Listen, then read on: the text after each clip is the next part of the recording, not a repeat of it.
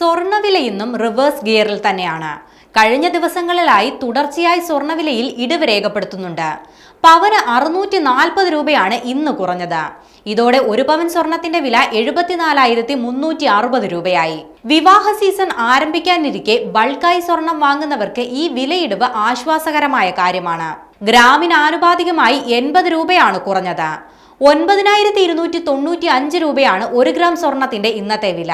റെക്കോർഡുകൾ ഭേദിച്ച് കുതിച്ച സ്വർണ്ണവിലയിൽ ശനിയാഴ്ച മുതലാണ് ഇടിവ് രേഖപ്പെടുത്താൻ തുടങ്ങിയത്. വെള്ളിയാഴ്ച രേഖപ്പെടുത്തിയ 75,760 രൂപയാണ് റെക്കോർഡ് ഉയരം. 3 ദിവസത്തിനിടെ പവന് 1,400 രൂപയാണ് കുറഞ്ഞത്.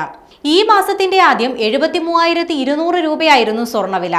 ഒരാഴ്ചക്കിടെ 2,500 രൂപയിലധികം വർദ്ധിച്ചതിന് ശേഷമാണ് ശനിയാഴ്ച മുതൽ കുറയാൻ തുടങ്ങിയത്.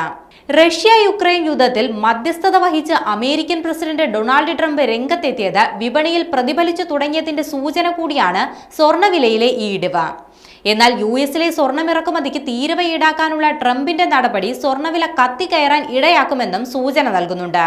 വിവാഹ സീസൺ ആരംഭിക്കാനിരിക്കെ കേരളത്തിലെ ജ്വല്ലറികളിൽ സ്വർണം മുൻകൂട്ടി ബുക്ക് ചെയ്യുന്നവരുടെ എണ്ണവും ഗണ്യമായി വർദ്ധിക്കുകയാണ്. കുറഞ്ഞ വിലയിൽ സ്വർണം വാങ്ങാൻ സാധിക്കുമെന്നതിനാൽ വിവാഹ പാർട്ടിക്കാർ ഉൾപ്പെടെ മുൻകൂർ ബുക്കിങ്ങിനെയാണ് പൊതുവെ ആശ്രയിക്കുന്നത്.